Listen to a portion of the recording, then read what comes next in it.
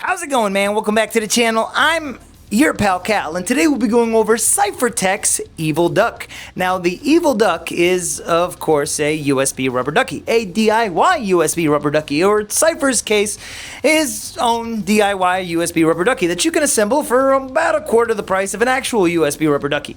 Now, Cifertech, if you're unfamiliar with Cifertech's work, Cipher has been one of the leading drivers for some of the coolest projects within the community. Think of the NyanBox, for example, actually came from Cipher's NRF Box V2. And if you look at Halehound, we have Halehound because of the ESP32 dev. And he has other projects like the Tamafai that I'm honestly a huge fan of. And man, there's a whole lot of projects like the RF Clown. I could go on and on of Cipher's projects, and his projects are really cool when they work. Now, before we get into the Evil Duck, there is something that we do need to talk about in regards to Cifertech's projects.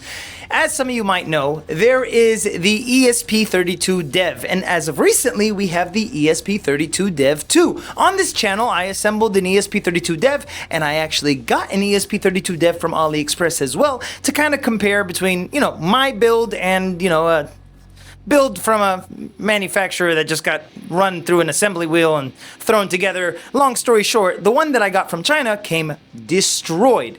But recently, there's been something kind of catastrophic within the community, and I think that you should know about it. About 4 days ago, there was a member of the community by the name of Crispiest Duke. Crispiest Duke, his name is Andrew, and Andrew is really cool. He sends me messages every once in a while, and I'll be honest, I don't know how to answer every single person, but I happened to look over on Andrew's message while Zeke was here, and it said, hey, I bought an ESP32 dev from AliExpress.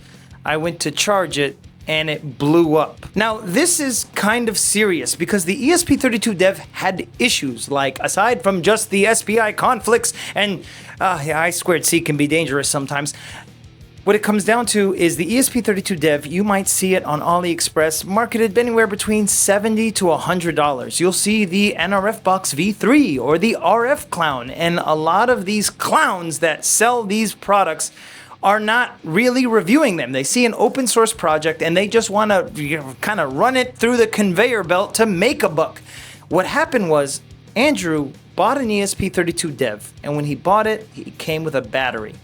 Aside from the fact that the ESP32 dev, even without that battery, is flawed. You can barely use it. As a spectrum analyzer, it's okay. It's a good concept. Cipher comes out with a lot of good concepts, and as a matter of fact, this Evil Duck right here might be one of the first fully completed, all features included open source projects that he's come out with. Now, before you start hating on me, I love Cifertech's projects, me personally, and Cipher, if you're watching this, I admire you. I've messaged you multiple times, and I have screenshots of me trying to get a hold of you in regards to this issue.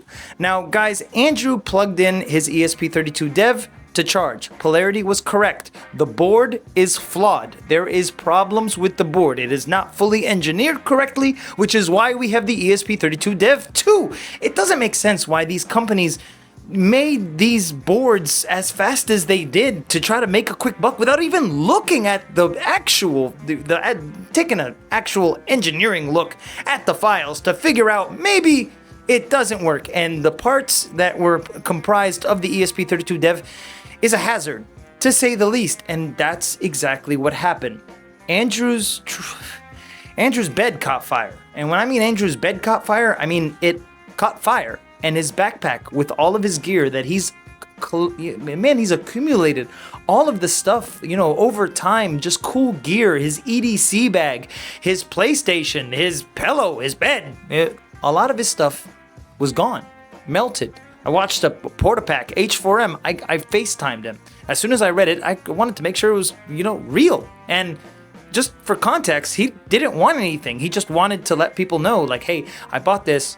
Don't buy it. It blew up. And I was immediately mad because in my dev video, I'm like, yo, don't buy this. Don't even build it. And I have these ESP32 Dev 2 PCBs. I have not gotten around to actually building them. I've got almost every one of Cipher's PCBs. I think I've assembled almost every one of Cipher's projects. I love his projects. And the Evil Ducky is one of the easiest DIY projects that you can kind of get together, and it works. And not only does it work, it's a fun little tool. It's actually a nice, addition to your EDC.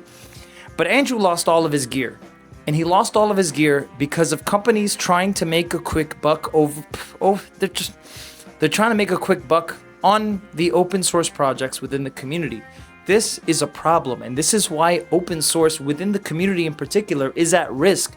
These are reasons why people are closing up their projects. They don't want these people who have no business selling these products at all to get a hold of them. Cipher makes really cool projects, and he's been the leading factor in a lot of some of the best fully completed devices and projects that we have within the community. If you wanted an ESP32 dev, build a Halehound, for the love of God. Instead of GT24 minis, you get e-bytes at the very least. If you wanted an NRFbox V3, get a NyanBox. And I really want you to think about it for a second.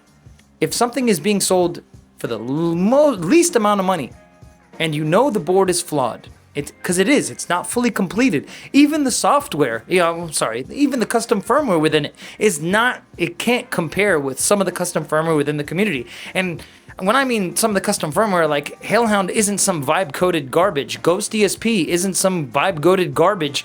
The Nyan firmware isn't some vibe-coded garbage. There's a lot of vibe-coded garbage where people are taking these projects within the community, running them through ChatGPT or whatever, and trying to redo it in their image while trying to sell it for like a quick buck. This is disgusting, man. And I know this has nothing to do with the evil duck, but you guys need to know this.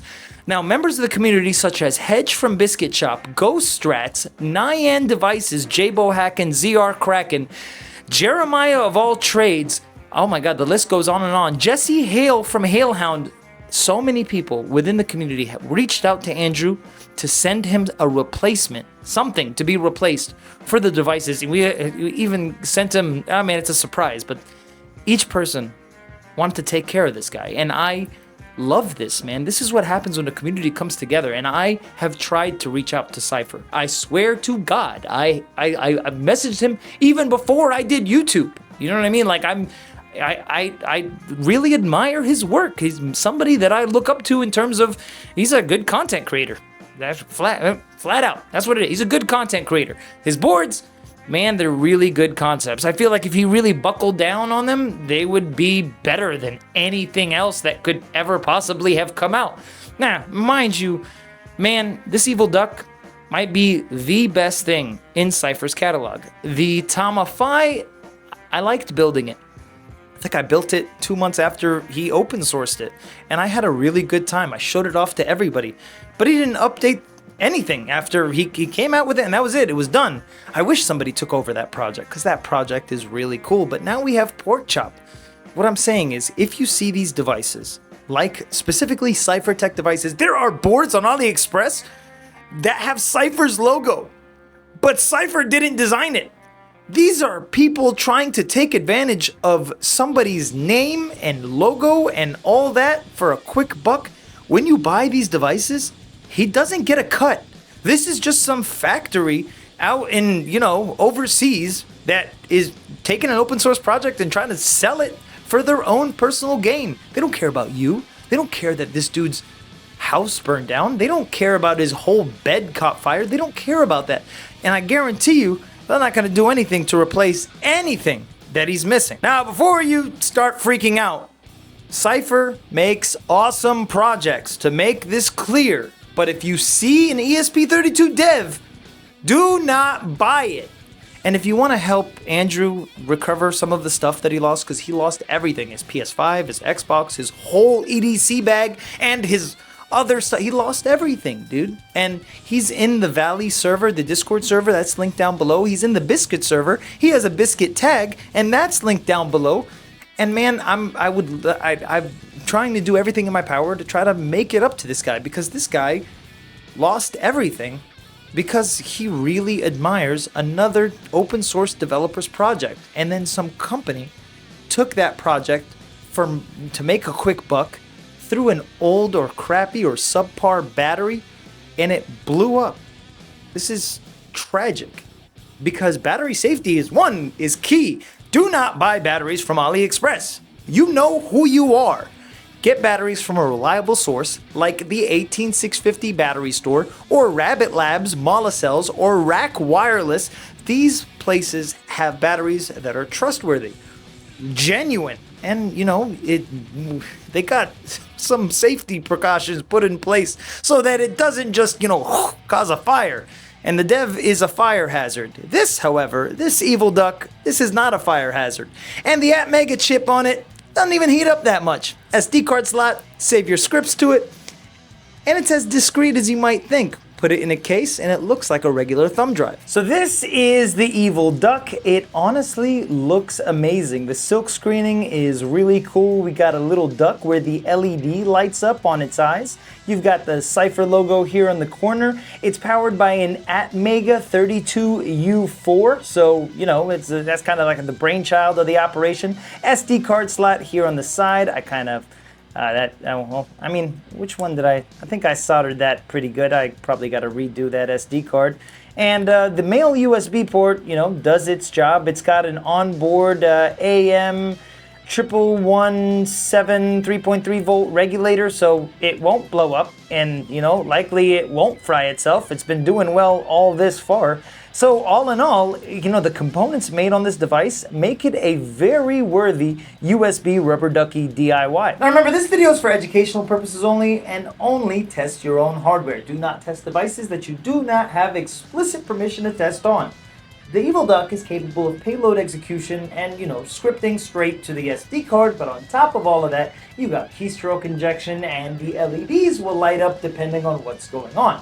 If there's no SD card, it'll just blink like twice, and you'll know what's going on as kind of like a status bar, just from that little eye on that little rubber ducky. Now the setup process is quite simple, and all in all, with the right SD card and the right payloads, you're honestly good to go. Now I absolutely love the evil duck because it's efficient, it's fun to build, and it's a welcome addition to your EDC once you get it all set up.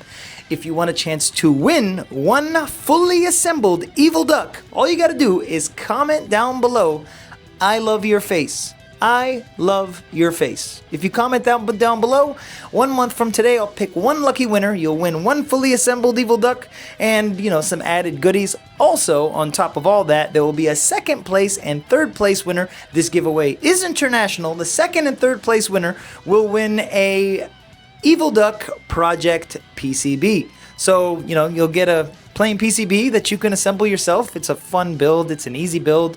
It might be your first build. I don't know, man. You'll trust me. It's not that hard. It's fun, and you'll learn something. Anyway, that's today's video. Please, please, please, if you see an ESP32 div or div 2 on AliExpress by anybody, don't get it. If you wanted an NRF box, get a NyanBox. If you wanted an RF clown by, some clown in a factory that decided to manufacture these boards that are not suitable for a battery, there's a bunch of different projects. You have Don Anon Tech's Blue ESP. It's a collaboration by him and Amensta. You can assemble a Smoochie board. That's a decent board. And you got the Reaper coming out. There, you got more than the Reaper coming out. There's a lot of Bruce stuff coming out very, very soon. And as a matter of fact, there's a fundraiser going on right now for the Bruce Firmware and the Bruce Project, as well as a bunch of Bruce giveaways on Ghost Strats' channel. So definitely check that out. And I'm going to end this real quick by telling you guys WDGWars.pl. War Dogs Go. They were talking about war driving with teams. Wiggle, but fun and a full-blown game. You can fight for territories. SDR is included. ADSB. Oh my God. It is insane, but yeah, we have a whole bunch of that coming out very, very soon. And you once again go to Ghost Strats channel if you want to see some updates. We'll be posting updates later, but yeah, that's today's video, man. I love your faces. If you guys see Crispiest Duke 52 or Andrew, make sure you check up on him, man, because like that type of stuff is traumatizing. You're talking about somebody who admires a developer, saw a project online and bought it, thinking that it was going to support the developer and he was going to get a cool device, and instead he lost all of his devices. So don't be a statistic. Seriously. I love your faces. We'll see you next time.